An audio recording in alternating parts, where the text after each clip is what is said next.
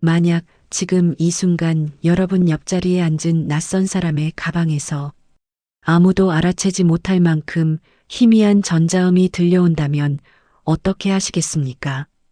대부분의 사람들은 무심코 지나쳤을 것입니다. 퇴근길의 소음 속에 묻혀버렸을 것이고 하루치 피로 속에서 그냥 흘려보냈을 것입니다. 그런데 오늘의 주인공은 달랐습니다. 그녀는 그 소리를 들었습니다. 아주 정확하게. 그리고 그 단 한 번의 선택이 평범했던 28살 여자의 인생을 송두리째 뒤흔들어 놓았습니다. 이 이야기가 어디로 향하는지 끝까지 함께 해주십시오. 아직 구독 버튼을 누르지 않으신 분들은 지금 바로 눌러주시길 부탁드립니다. 좋아요 하나가 이런 이야기를 계속해서 만들어 나가는 가장 큰 힘이 됩니다. 2025년 11월의 서울이었습니다.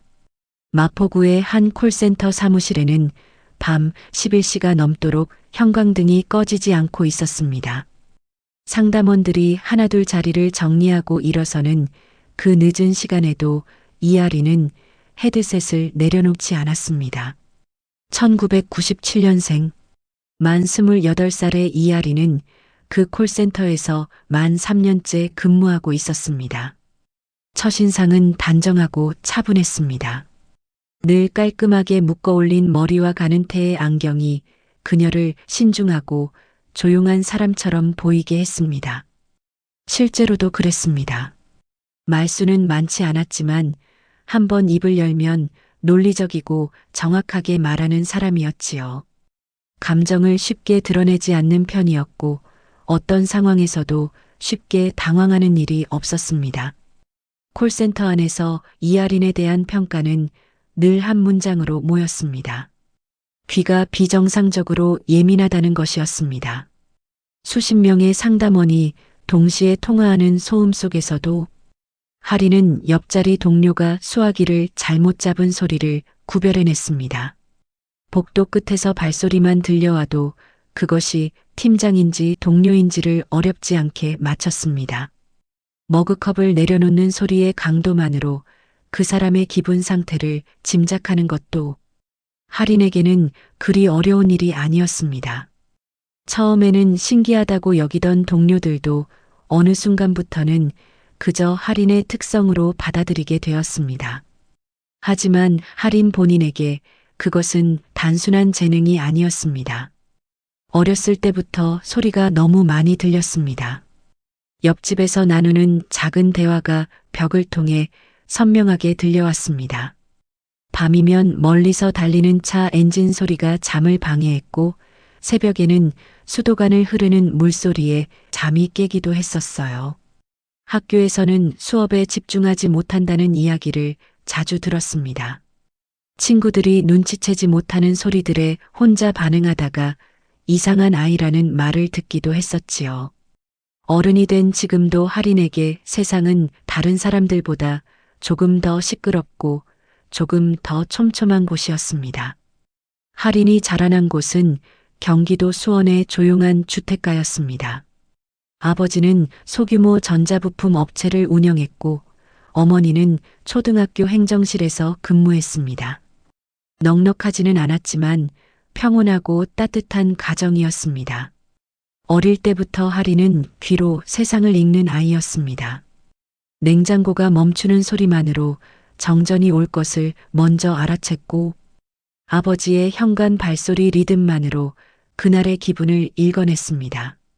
어머니는 그런 하린을 보며 너는 눈 대신 귀로 사는 아이라고 말하곤 했습니다. 그 말이 칭찬인지 걱정인지 어린 하린은 잘 알지 못했습니다. 중학교 시절 하린에게는 특별한 취미가 생겼습니다. 라디오였습니다.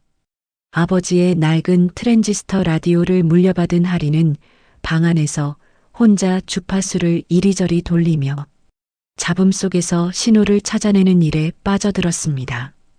잡음과 신호를 구별하는 귀, 어떤 주파수 대역에 어떤 소리가 숨어 있는지를 알아가는 과정, 다른 아이들이 게임을 하거나 드라마를 보는 시간에 하린은 이어폰을 끼고 라디오 다이얼을 돌렸습니다. 그 취미가 훗날 전혀 예상치 못한 방향으로 이어지리라는 것을 그때의 하리는 알지 못했습니다. 고등학교를 졸업한 하리는 서울의 한 전문대학 정보통신학과에 진학했습니다. 성적이 나쁜 편은 아니었지만 4년제 대학 등록금을 집안 형편이 감당하기 어려웠습니다. 장학금을 받아가며 2년 과정을 마친 하리는 졸업 후 통신 관련 분야의 취업을 시도했습니다. 그러나 현장 경험이 없는 신입에게 문은 쉽게 열리지 않았습니다. 서류 전형에서 거듭 탈락하고 면접에서도 고배를 마신 끝에 하리는 당장의 생활비를 마련하기 위해 콜센터 아르바이트를 시작했습니다. 잠깐만 하다가 좋은 자리를 찾으면 그만두겠다는 생각이었습니다. 그 임시 방편이 어느덧 3년이 되어 있었습니다. 콜센터에서의 하리는 성실한 상담원이었습니다. 민원 전화를 받으면서도 고객의 목소리 떨림에서 감정 상태를 읽었고 통화 배경에서 들려오는 소리로 고객의 현재 상황을 파악했습니다. 급하게 말하는 사람과 무언가를 숨기려는 사람을 목소리만으로 구별해냈습니다. 상담 품질 평가에서 하리는 언제나 상위권이었습니다. 팀장은 오래전부터 정규직 전환을 권유해왔습니다. 하리는 길게 고민했습니다. 안정적이긴 했지만 이곳이 자신이 있어야 할 자리라는 확신은 끝내 생기지 않았습니다. 2025년 가을이 깊어갈 무렵 하리는 그 생각을 자주 되새겼습니다. 자신의 예민한 귀가 진짜 쓸모 있는 곳은 어딘지, 언제까지 이 헤드셋을 끼고 이 자리에 앉아 있어야 하는지. 하지만 그 답을 찾으러 하린이 먼저 나선 것은 아니었습니다. 답이 먼저 하린에게로 찾아왔습니다. 아무도 듣지 못하는 소리의 형태로. 그것은 2025년 11월의 어느 수요일 밤이었습니다. 야간 상담 업무를 마친 하리는 지하철 2호선에 올라탔습니다. 빼곡히 들어찬 퇴근길 객차였습니다. 이어폰도 꽂지 않은 채 문 옆자리에 기대어 눈을 감고 있던 하린의 귀에 무언가가 걸렸습니다. 처음에는 그냥 지나쳤습니다. 그런데 그것은 다시 들렸습니다. 규칙적이었습니다. 짧고 낮은 전자음이 일정한 간격을 두고 반복되고 있었습니다. 사람들의 대화 소리 아래 깔려 있었고 열차 주행음에 반쯤 묻혀 있었지만 분명히 거기에 있었습니다. 하리는 천천히 눈을 떴습니다. 맞은편 좌석에 한 남자가 앉아 있었습니다. 40대 초반으로 보이는 정장 차림이었습니다. 양복은 반듯했고 표정은 무심했습니다. 핸드폰 화면을 내려다보는 그의 발 옆에 검은색 서류 가방이 놓여 있었습니다. 소리는 그 가방 속에서 나오고 있었습니다. 극히 낮은 주파수의 전자음. 중학교 때부터 라디오 주파수를 찾아가며 귀를 단련해온 하린에게 그것이 무엇인지는 직감적으로 명확했습니다. 도청 장치였습니다. 하린의 심장이 조용히 빠르게 뛰기 시작했습니다. 겉으로는 아무렇지 않은 척 창밖을 바라보면서 하린은 머릿속으로 경우의 수를 빠르게 따졌습니다. 신고해야 하는지, 그냥 모른 척 다음 역에서 내려야 하는지, 자신이 잘못 들은 것인지. 열차가 다음 역에 천천히 멈추었습니다. 문이 열렸다가 다시 닫혔습니다. 하린은 가방에서 작은 메모지를 꺼내어 단 한 줄을 적었습니다. 이하린이 메모지에 적은 것은 단 한 문장이었습니다. 가방 안에 도청 장치가 있습니다. 확인해 보십시오. 그것뿐이었습니다. 하린은 열차가 다음 역에 멈추자마자 자리에서 일어났습니다. 남자와 눈이 잠깐 마주쳤습니다. 하린은 아무 말 없이 메모지를 그의 가방 위에 내려놓고 문 밖으로 나왔습니다. 열차 문이 닫혔습니다. 플랫폼에 서서 멀어지는 객차를 바라보면서 하린은 생각했습니다. 이것이 자신이 해야 할 일의 전부인지 아니면 시작인지. 그로부터 사흘이 지났습니다. 하리는 그 일을 잊기로 했습니다.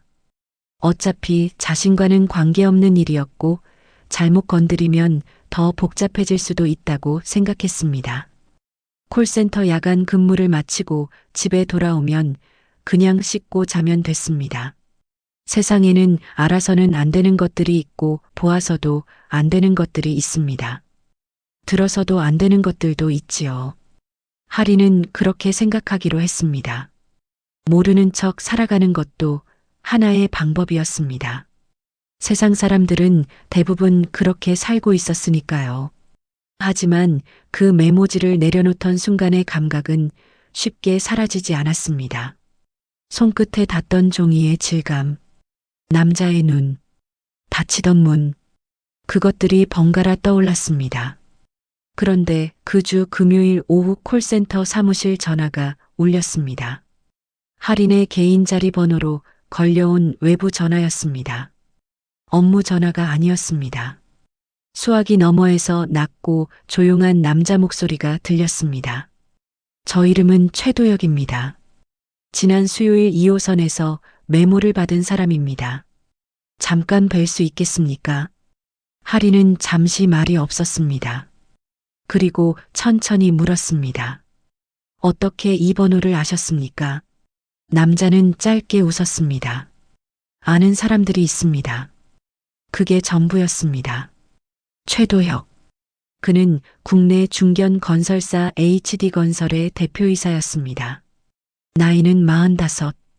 강남의 한 사무실에서 처음 마주한 그는 깔끔하게 차려입은 사람이었지만 권위를 내세우는 인상이 아니었습니다.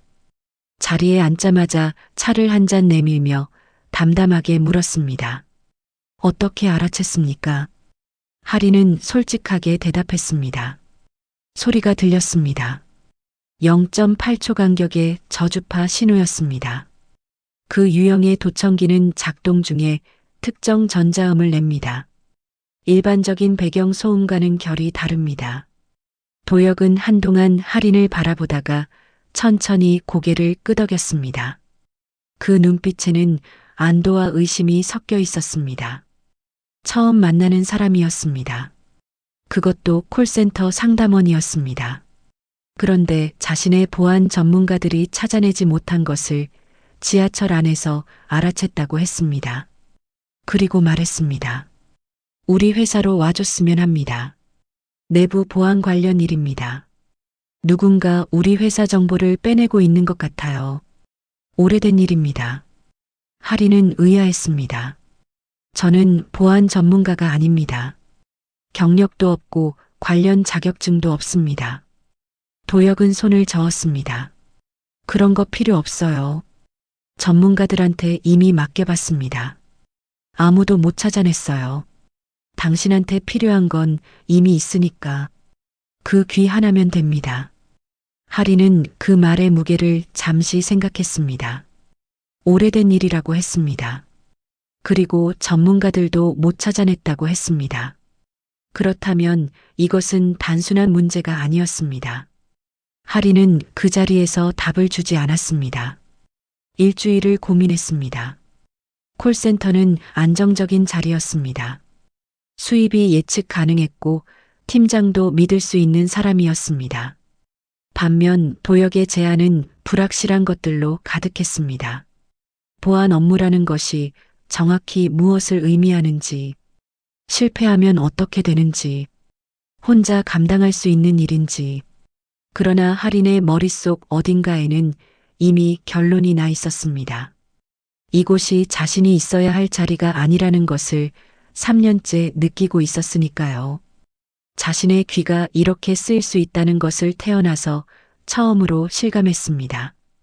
그 감각을 다시 헤드셋 아래에 묻어버리는 것이 오히려 더 어려웠습니다. 팀장에게 퇴사 의사를 밝히던 날이었습니다. 팀장은 놀란 기색이 역력했습니다. 갑자기요. 다음 달에 정규직 전환 심사도 있는데. 하리는 고개를 숙였습니다. 죄송합니다. 그 말밖에 할 수 없었습니다. 팀장은 한동안 말이 없다가 결국 알겠다고 했습니다. 고생 많았어요. 잘 되길 바랍니다. 그 말이 할인의 귀에 오래 남았습니다. 좋은 사람이었습니다. 할인은 그것이 미안했습니다. 이런 방식으로 작별 인사를 해야 한다는 것이 2025년 11월의 마지막 월요일, 이하리는 HD건설 사무실로 처음 출근했습니다. HD건설은 서울 여의도에 위치한 중견 건설사였습니다. 직원 수는 약 230명. 도심 재개발 사업과 공공 입찰 수주를 주력으로 하는 회사였습니다.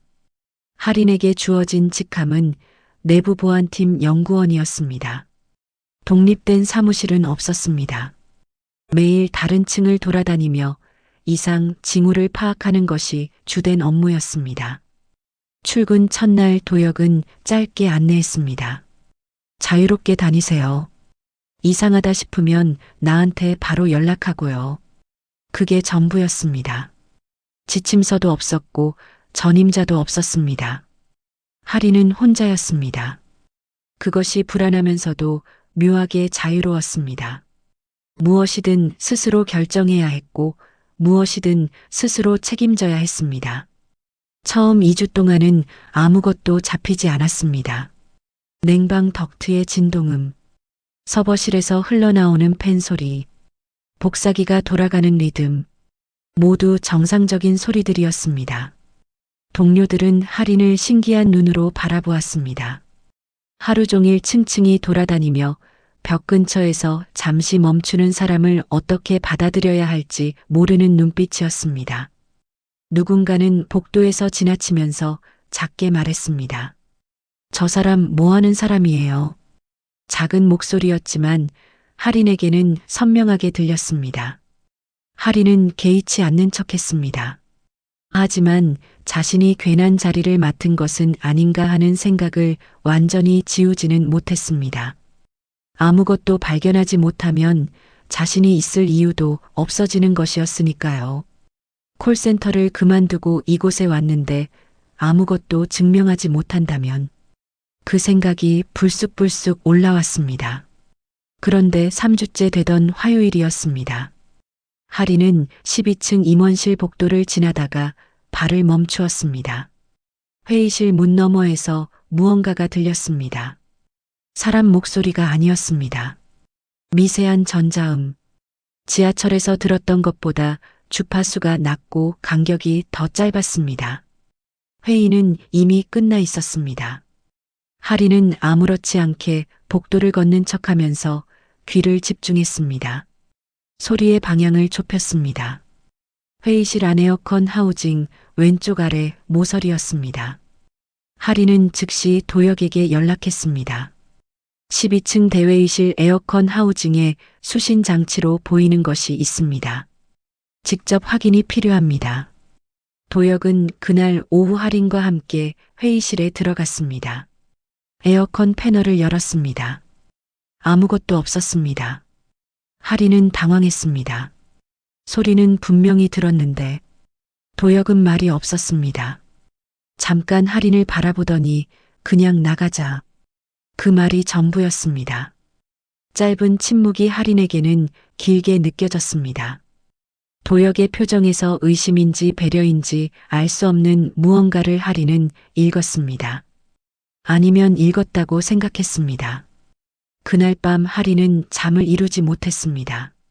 자신이 들은 것이 맞는지 틀린 것인지 상상이었는지 스스로도 확신이 흔들렸습니다. 아무것도 없는 벽 앞에서 소리를 듣는다고 말하는 사람. 그것이 지금 자신의 모습이라는 생각이 들었습니다.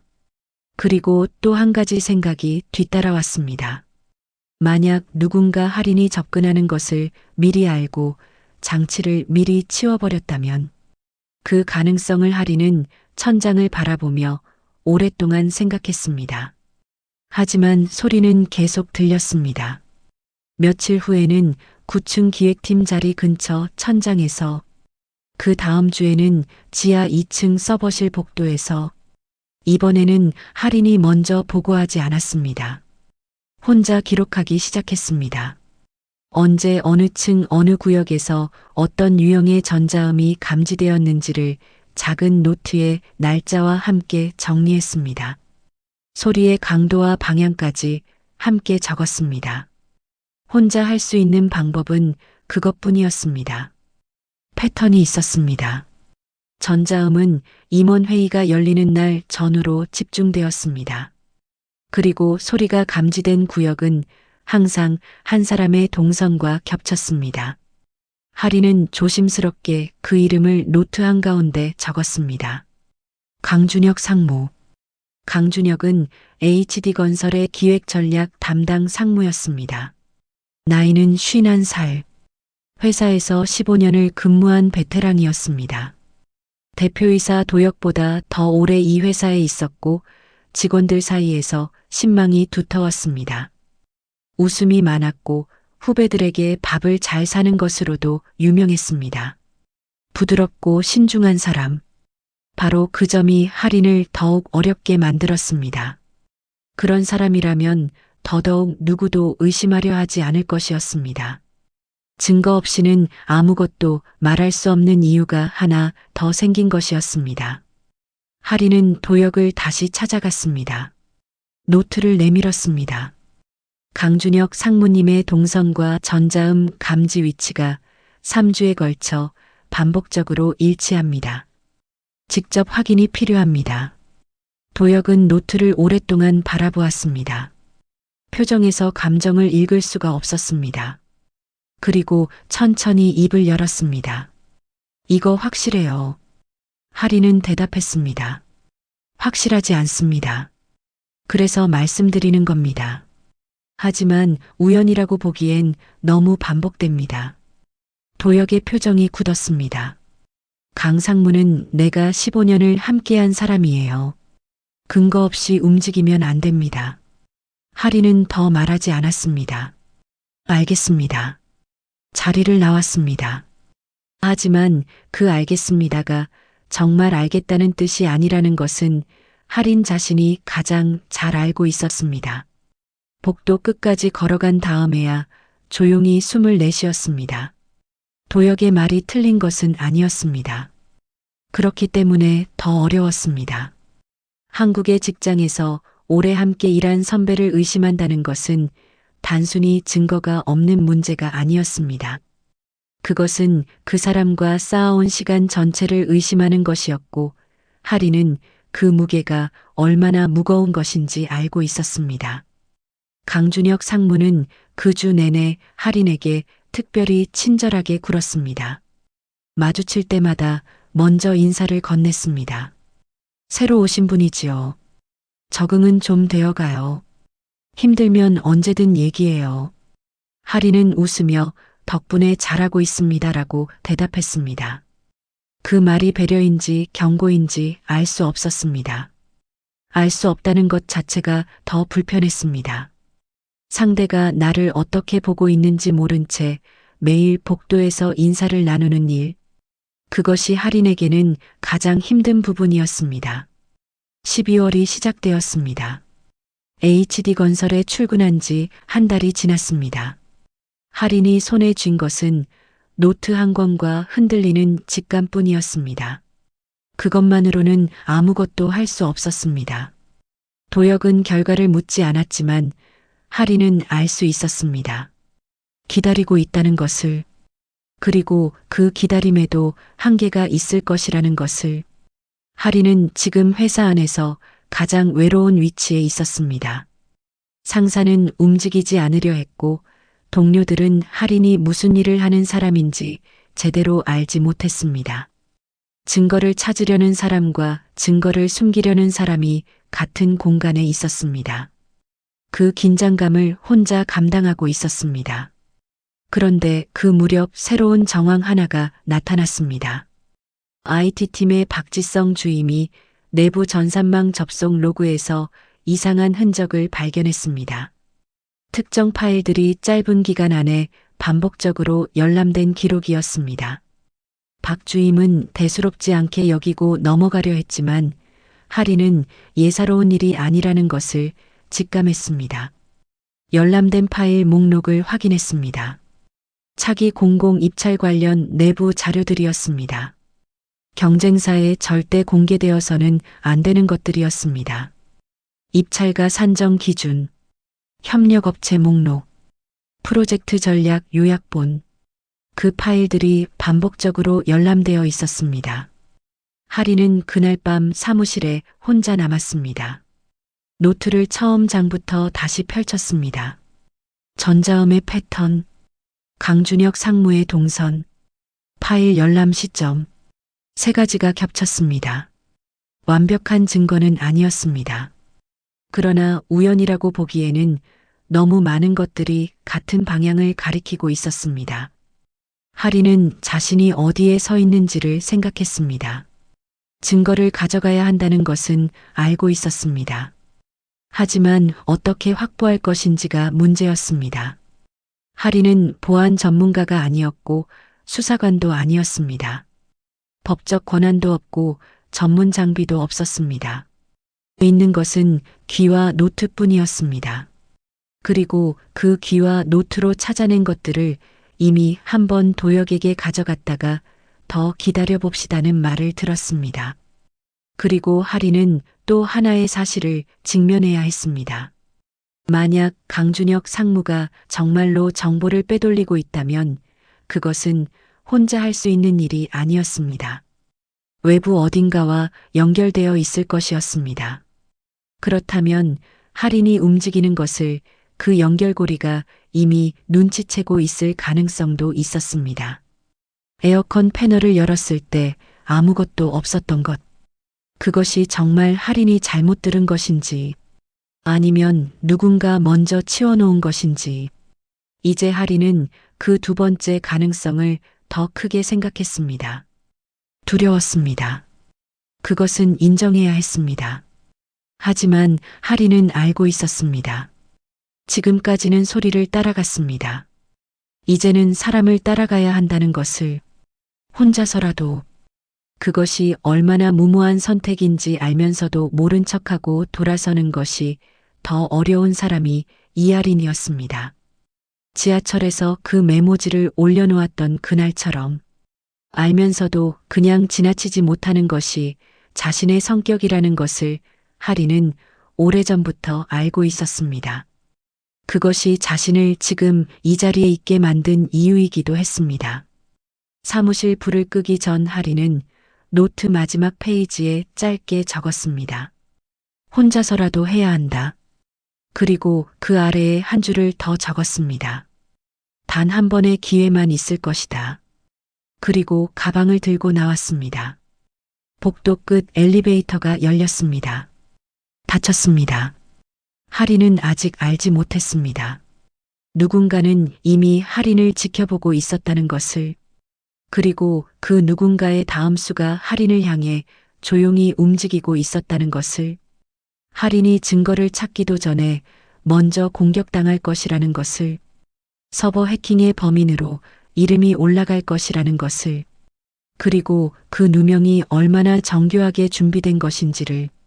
한 사람을 무너뜨리는 데 필요한 것은 단 하나의 거짓 증거면 충분했습니다. 2025년 12월의 두 번째 주, 하리는 매일 아침 누구보다 일찍 출근했습니다. HD건설 사무실이 아직 조용한 그 시간에 자신의 자리에 앉아 노트를 펼쳤습니다. 강준혁 상무의 동선, 파일 열람 기록, 전자음의 패턴, 세 가지를 다시 한번 들여다보았습니다. 한 달 동안 혼자 모아온 것들이었습니다. 누군가에게 보여줄 수 없는 것들이었지만 할인에게는 가장 확실한 것들이었습니다. 혼자서 할 수 있는 방법을 찾고 있었습니다. 도혁에게 더 보고하기 전에 스스로 무언가를 확보해야 한다고 생각했습니다. 증거가 없으면 아무것도 변하지 않는다는 것을 지난 한 달 동안 충분히 배웠습니다. 그리고 더 기다리면 기회도 없어진다는 것도 알고 있었습니다. 움직여야 할 시간이었습니다. 할인이 주목한 것은 시간이었습니다. 강준혁 상무가 주요 입찰 파일에 접근한 시각과 그 파일들이 외부로 전달되었을 가능성이 있는 시간대를 비교하기 시작했습니다. IT팀의 박지성 주임이 무심코 보여준 로그 화면을 할인은 사진으로 찍어두었습니다. 원본을 공식적으로 요청할 수는 없었습니다. 권한도 없었고 절차도 없었습니다. 하지만 사진 속 숫자들이 할인의 노트 안에서 하나씩 맞아들어가고 있었습니다.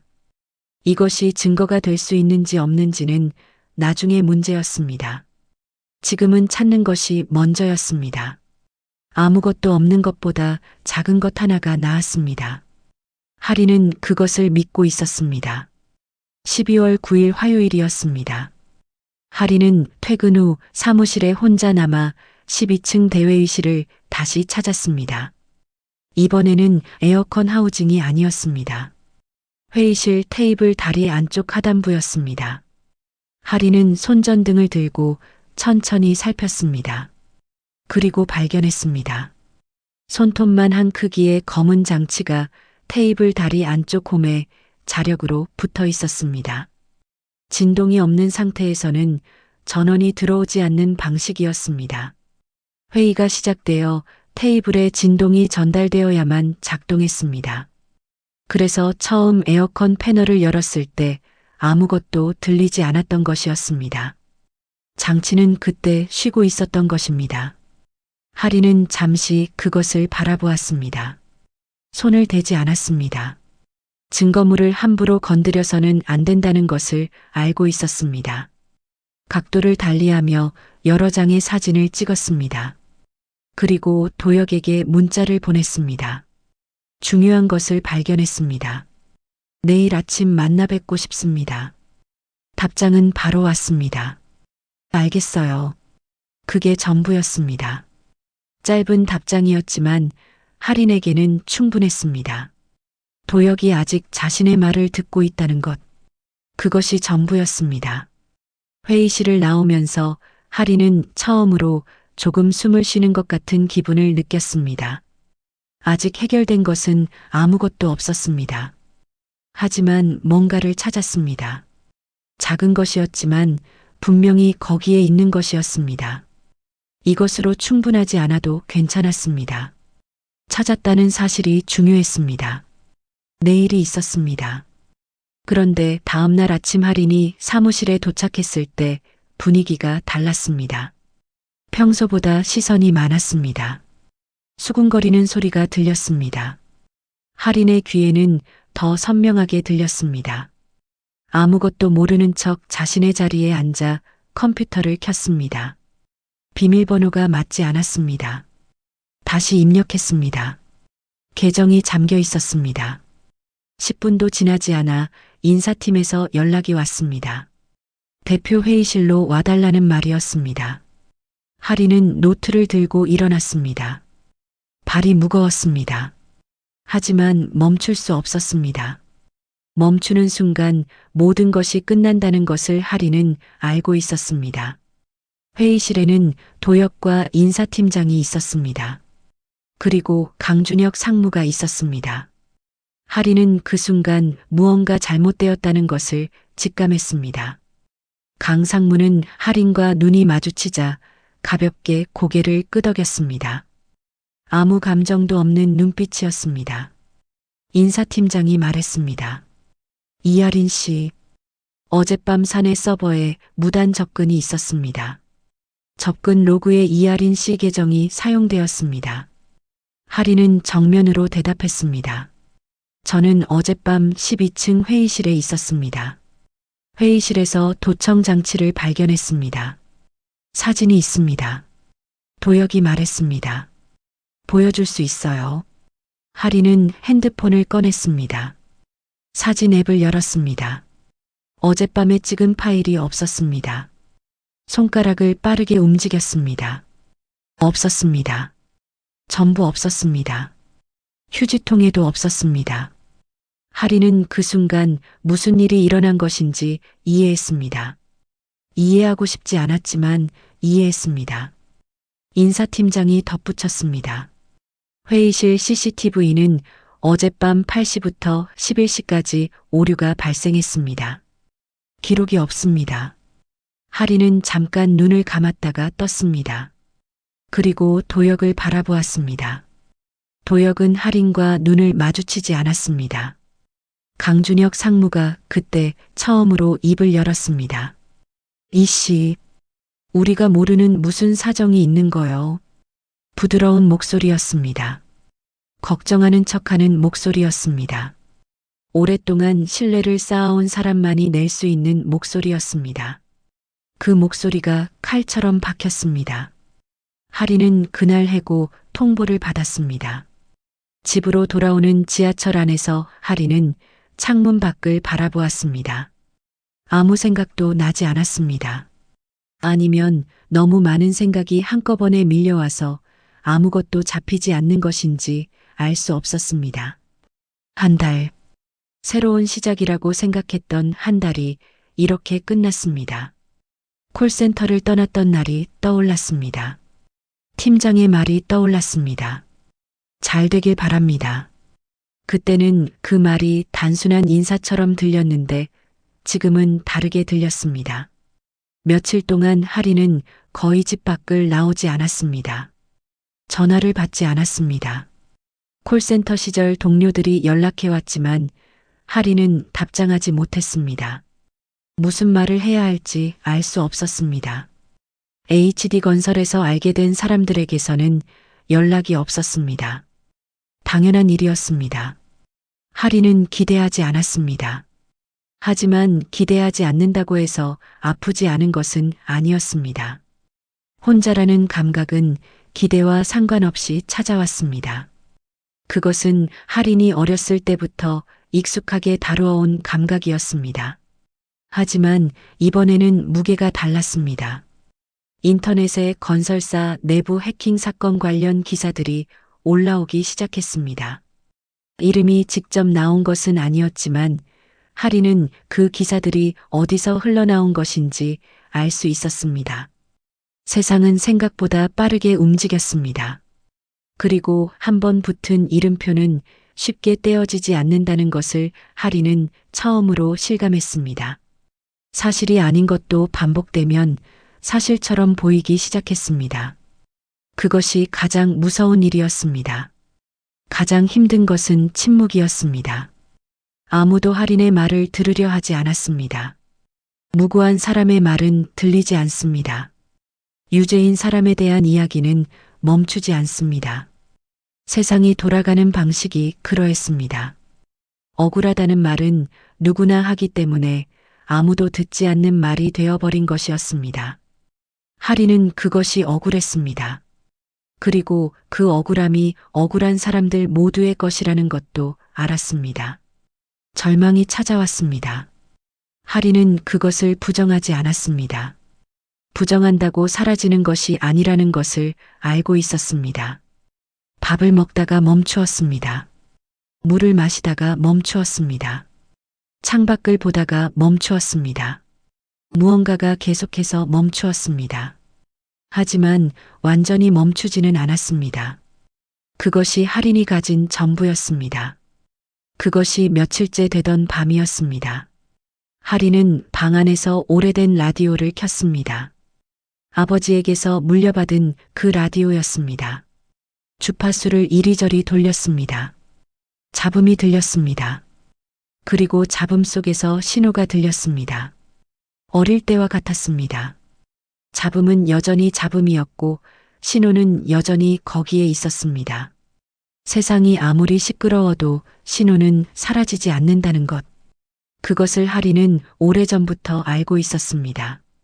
하지만 그날 밤 그것이 처음으로 위로가 되었습니다.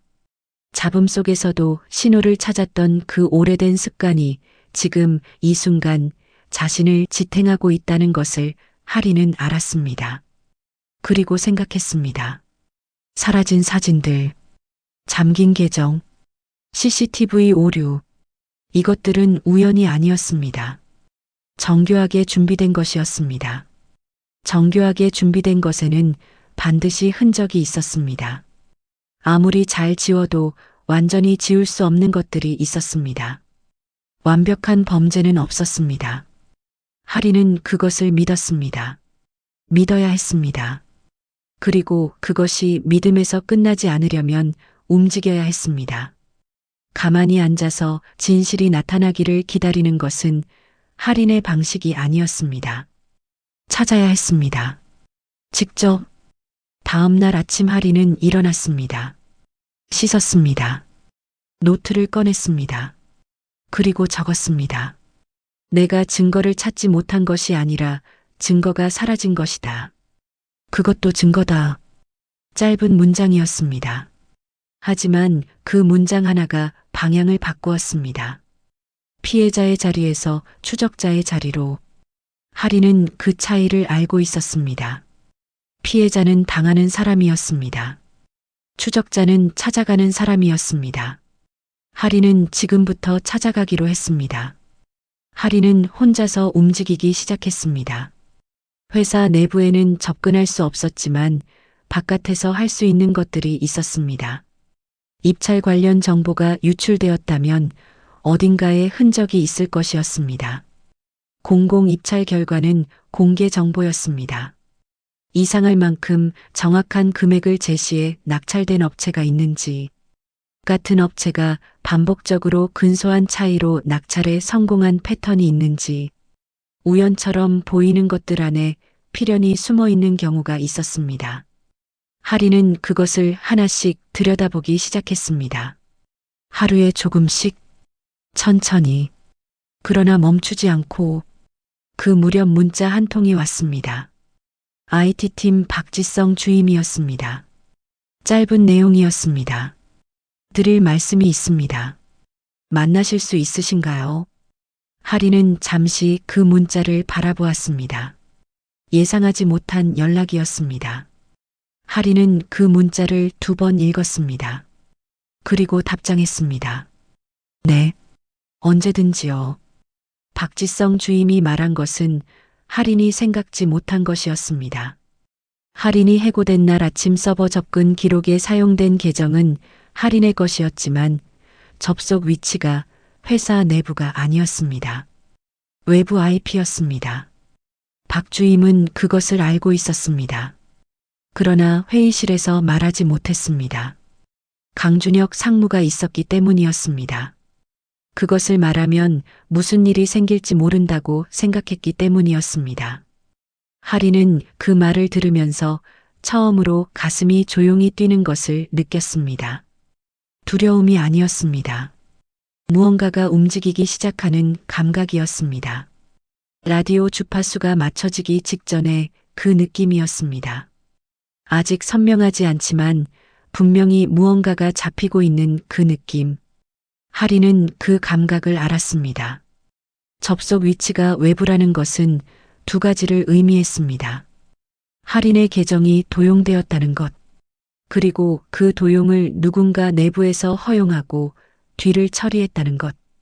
그 내부의 누군가가 CCTV를 끄고 사진 파일을 삭제하는 것까지 처리했다는 것. 이 모든 것이 하나의 흐름 안에 있었습니다. 그리고 그 흐름의 이름을 할인은 알고 있었습니다. 박 주임이 조심스럽게 말했습니다. 저는 그 로그 원본을 따로 보관하고 있습니다. 할인은 한동안 말이 없었습니다. 눈이 뜨거워지려는 것을 할인은 천천히 눌렀습니다. 그리고 물었습니다. 왜 저한테 말씀해 주시는 겁니까? 박 주임은 짧게 대답했습니다. 틀린 것을 알면서 모른 척할 수가 없었습니다. 할인은 그 말을 듣는 순간 오래된 기억 하나가 떠올랐습니다. 콜센터 팀장이 퇴사하는 할인에게 했던 말. 고생 많았어요. 잘 되길 바랍니다. 세상에는 모른 척하는 사람만 있는 것이 아니었습니다. 알면서도 말하는 사람이 있었습니다. 할인이 지하철에서 메모지를 올려놓았던 것처럼, 박 주임이 지금 그것을 하고 있는 것처럼, 그것이 세상이 아직 버텨가는 이유였습니다. 할인은 노트를 펼쳤습니다. 지금까지 모아온 것들을 정리하기 시작했습니다. 공공 입찰 이상 패턴, 전자음 감지 기록, 파일 열람 로그 사진, 그리고 이제 박 주임이 보관하고 있는 접속 위치 원본 로그. 하나하나는 약했습니다. 그러나 하나씩 모이면 달라질 수 있었습니다. 퍼즐의 조각들이었습니다. 아직 전체 그림이 보이지 않아도 조각들은 분명히 있었습니다. 아직 멀었습니다. 강준혁 상무는 여전히 회사 안에서 아무 일 없다는 듯이 돌아다니고 있었습니다. 하리는 여전히 해고된 상태였습니다. 이름에는 여전히 해킹이라는 단어가 붙어 있었습니다. 그것은 사실이었습니다. 그리고 그것을 바꾸는 것은 쉽지 않았습니다. 세상은 억울한 사람 편에 서는 일에 느렸습니다. 빠르게 편을 드는 건 언제나 쉬운 쪽이었습니다. 하지만 달라진 것이 있었습니다. 하리는 더 이상 혼자가 아니었습니다. 그리고 더 이상 증거가 없는 것이 아니었습니다. 작은 차이였습니다. 그러나 작은 차이가 방향을 바꾼다는 것을 하리는 라디오를 통해 오래전부터 알고 있었습니다. 잡음 속에서 신호를 찾는 일은 한 번에 되는 일이 아니었습니다.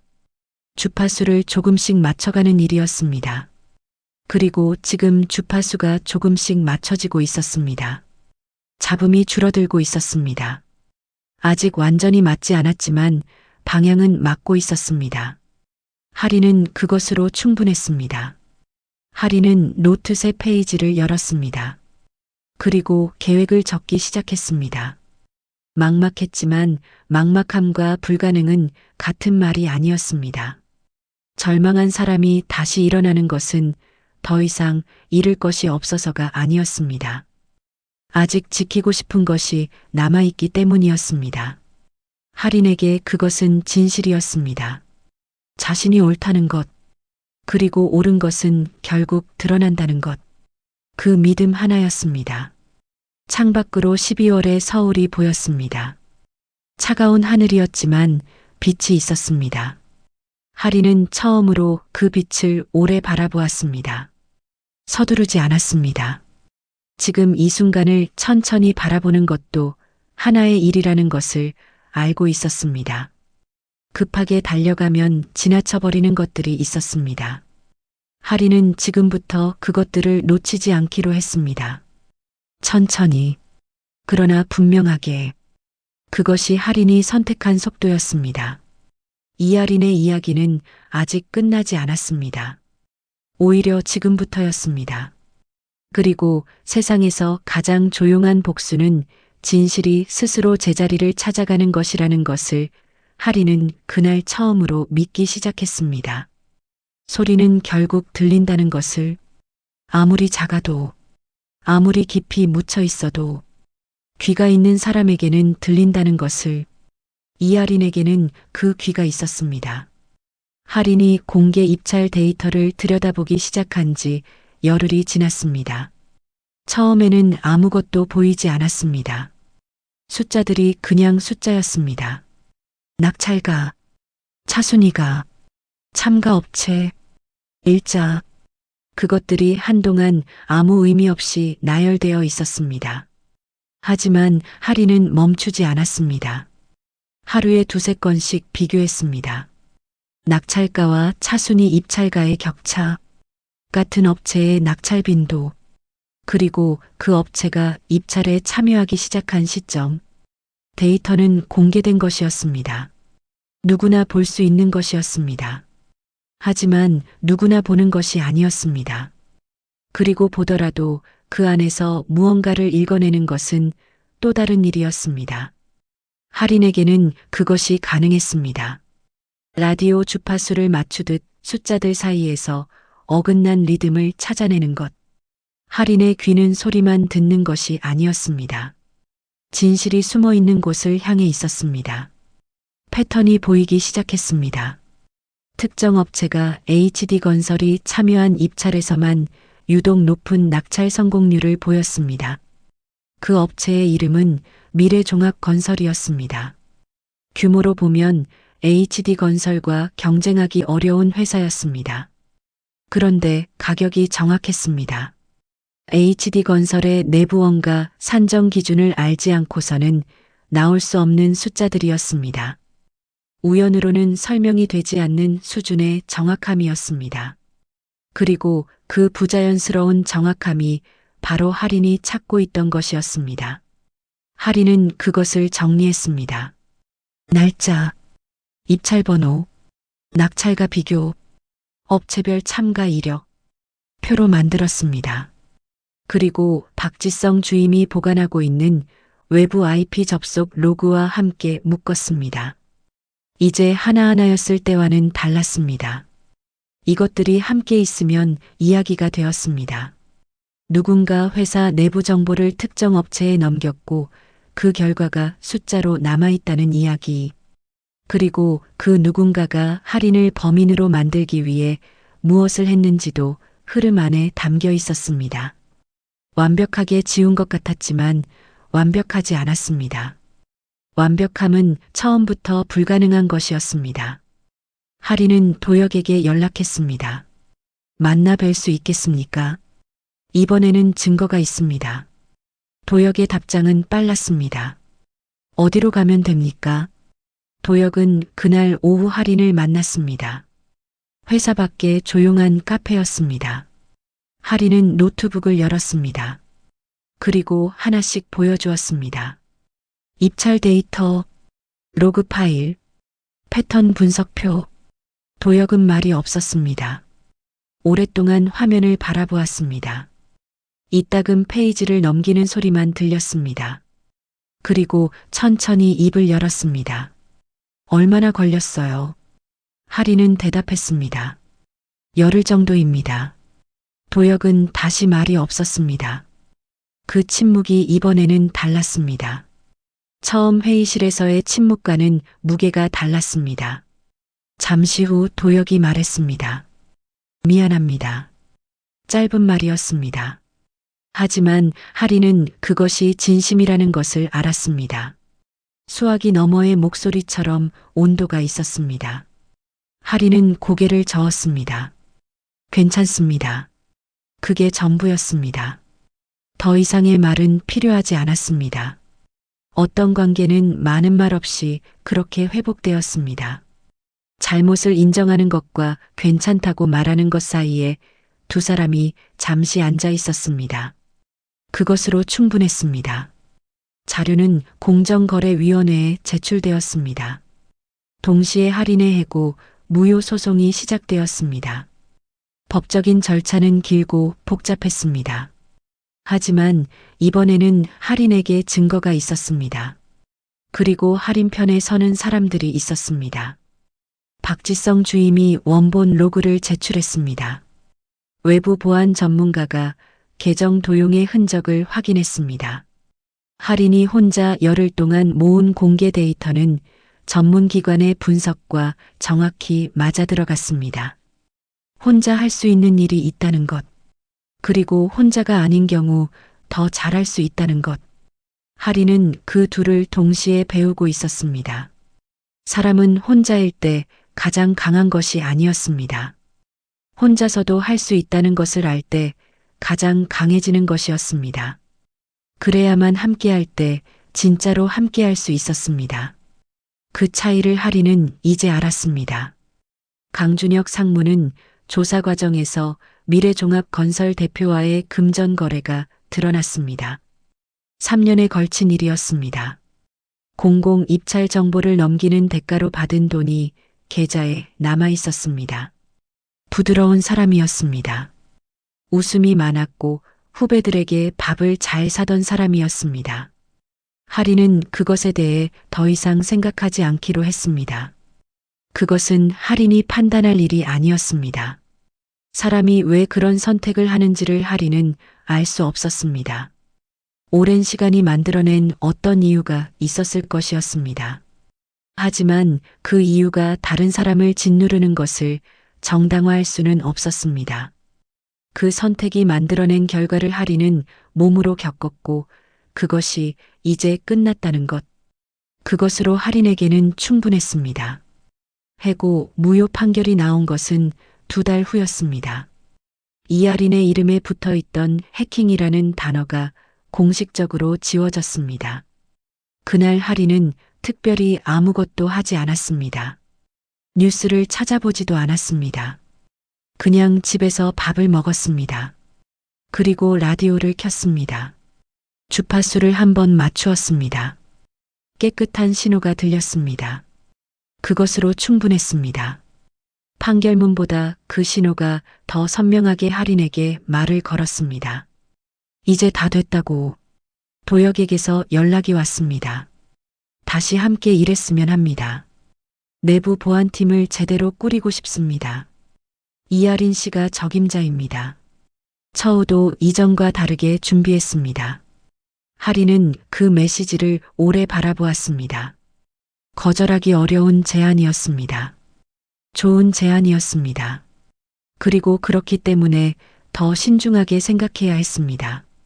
쉽게 끌리는 것일수록 오래 생각해야 한다는 것을 할인은 알고 있었습니다.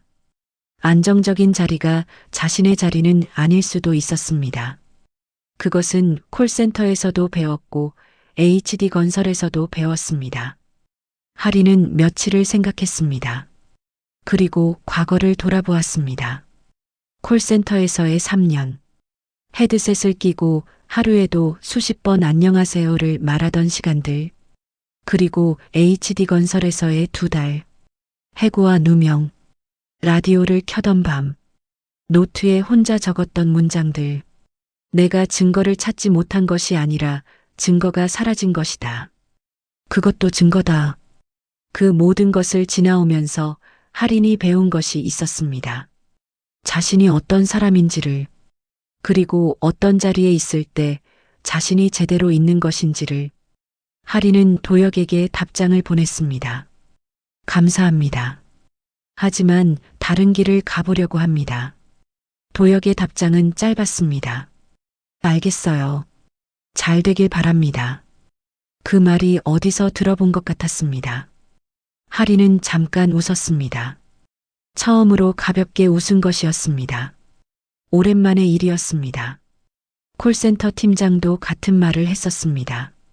세상은 가끔 같은 말을 다른 사람의 입을 통해 다시 들려주었습니다. 그때는 미안함으로 들렸는데 이번에는 다르게 들렸습니다. 할인이 선택한 것은 독립이었습니다.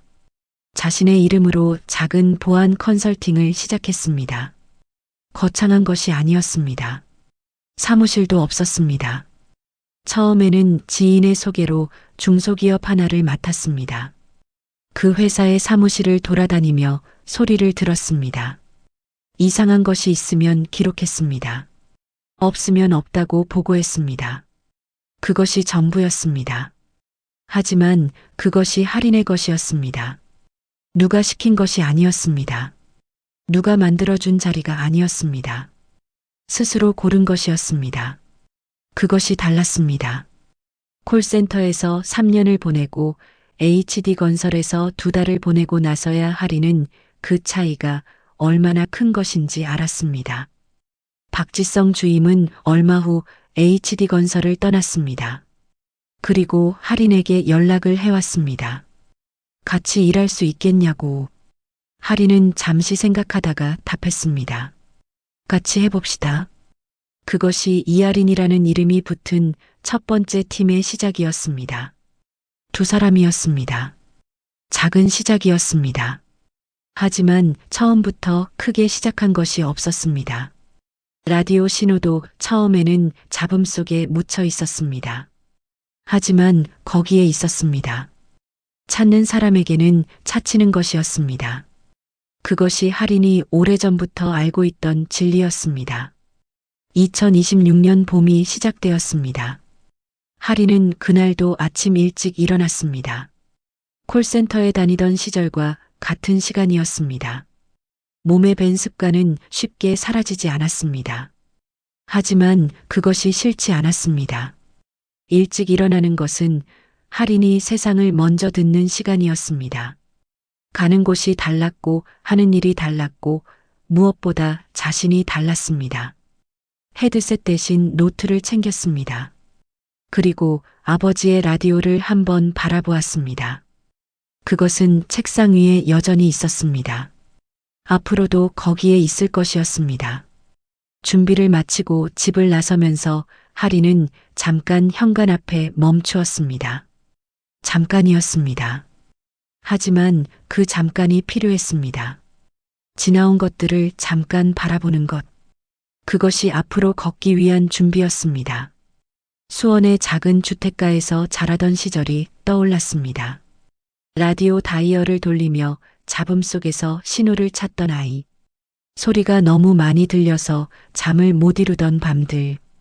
학교에서 이상한 아이 취급을 받던 기억들. 콜센터에서 이상한 사람 취급을 받던 기억들. 회의실에서 혼자 당황하던 순간들. 그것들이 모두 지금의 자신과 이어져 있었습니다. 이상하다고 여겨지던 것이 지금 자신이 가진 가장 중요한 것이 되어 있었습니다. 하리는 생각했습니다. 우리가 가진 것들이 처음에는 짐처럼 느껴지는 경우가 있다고. 너무 예민하다는 것, 너무 많이 듣는다는 것, 모른 척하지 못한다는 것. 그것들이 하린을 지하철에서 메모지를 올려놓게 만들었고, 회사에서 소리를 따라가게 만들었고, 혼자 열흘 동안 데이터를 들여다보게 만들었습니다. 짐이었던 것이 길이 되었습니다. 그 길이 처음부터 보였던 것은 아니었습니다. 걷다 보니 길이었던 것이었습니다. 그리고 어쩌면 그것이 진짜 길의 모습인지도 몰랐습니다. 처음부터 선명하게 보이는 길은 누군가 이미 만들어 놓은 것이었습니다. 하린이 가는 길은 걸으면서 만들어지는 길이었습니다. 현관문을 열었습니다. 봄바람이 들어왔습니다.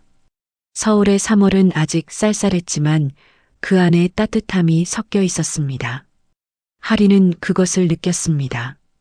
그리고 천천히 걸음을 내디뎠습니다. 세상에는 여전히 알아채지 못하는 소리들이 있었습니다. 들려야 하는데 묻혀버리는 소리들이 있었습니다. 그리고 그 소리들을 찾아가는 사람이 필요했습니다. 하리는 그 사람이 되기로 했습니다. 거창한 이유가 있어서가 아니었습니다. 그냥 자신이 할 수 있는 일이었기 때문이었습니다.